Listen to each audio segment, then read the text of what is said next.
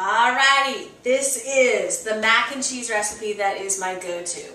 I love this recipe. This was created by Chef Robert Irvine from the Food Network channel on one of his Mission Impossible episodes, and I saw it and I said, I can do that.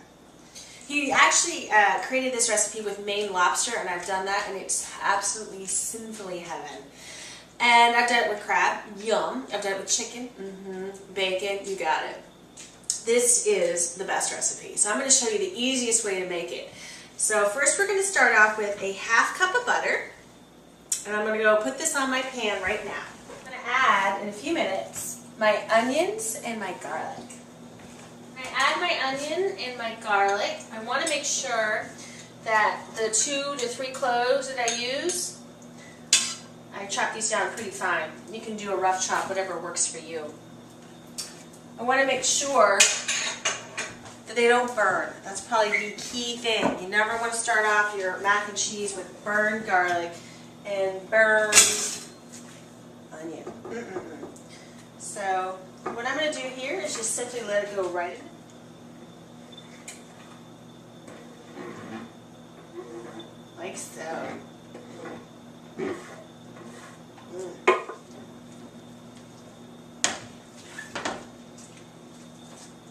And I want to make sure that it starts to brown as quickly as possible. So I might turn it up just a little bit higher. Just to make sure it burns quickly, or not burns, but browns. It browns quickly. And I have my little sous chef licorice right here to help me make sure I get it just right. She loves mac and cheese. That's her favorite.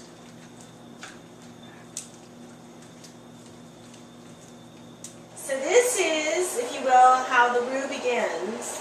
And this is how a lot of people they forget. You know, mac and cheese isn't this particular recipe that you just throw in a pan, throw some breadcrumbs, you know, with the grated cheese, and walk off.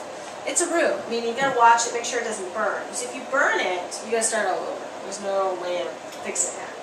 So right now I'm gonna move my bay leaves, and then I'm going to add my my cup of cream.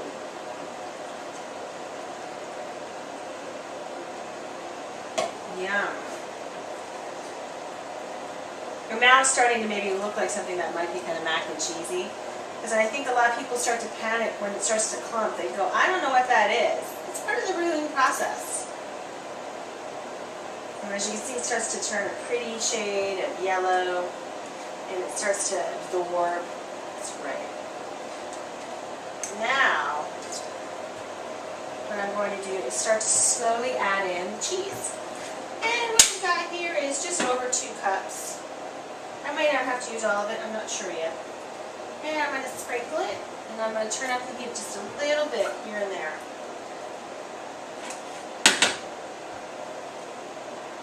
It melts really fast because it's a wonderful cheddar. It's an English cheddar. The older your cheddar is, the tastier it is. This is like the magic ingredient. It's the cheese. And behold the power of this cheese. It's amazing. And you just keep slowly stirring it in. As you can see, I didn't really do much, and it's already just about melted. A little bit more. Little sprinkles at a time. And we haven't even added the noodles.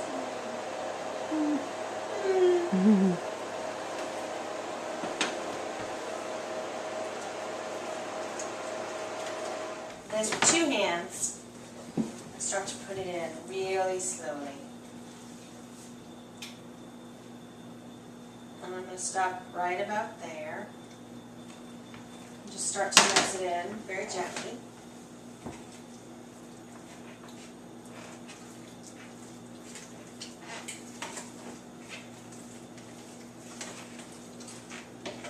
And as you can see, it starts to pretty much suck it up pretty fast, which is really awesome. Then I'll add the last bit of cheese in here and mix it in.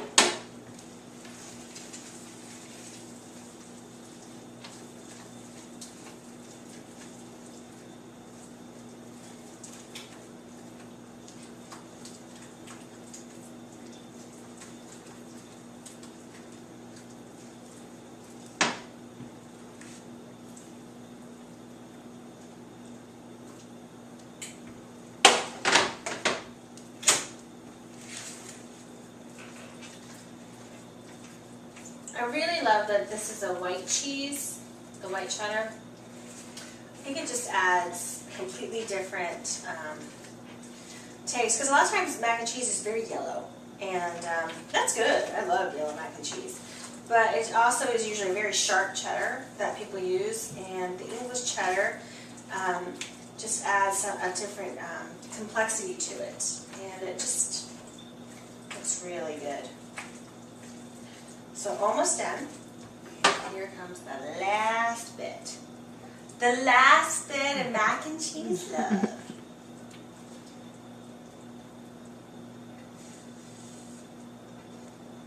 Every ounce must be used. If it's not used, well, go back and try again. This is pure love, this recipe.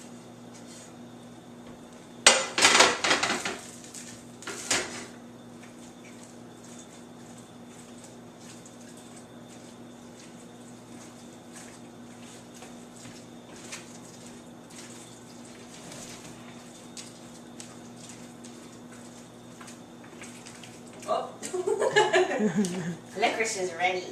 Because I'm ready for some mac and cheese.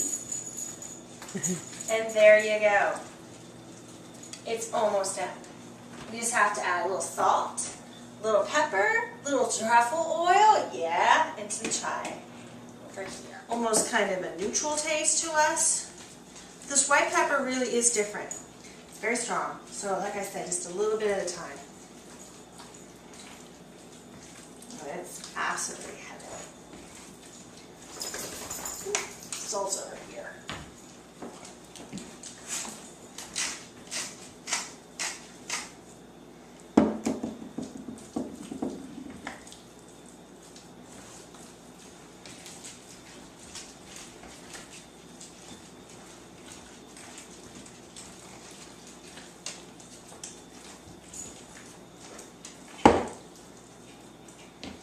Okay. Let me try a little bit of it, just to taste, just to see how it's coming along.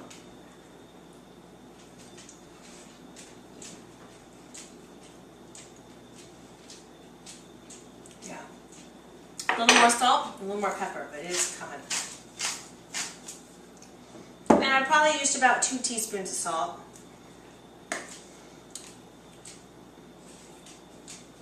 Probably about 2 teaspoons of this white pepper. But I say just do it to taste. Because when you age the cheddar, you might want to go a little less, because the cheddar just is more significant in terms of taste in your mac and cheese. Then you'll never forget it. And here is the pièce de résistance, the truffle oil. Oh, truffle, truffle, truffle. This is how I do it. I just sprinkle a little on top.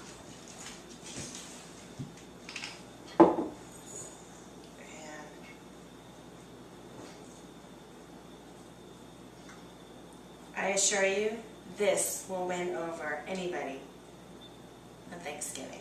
This is pure love. If you're having the worst day, make this.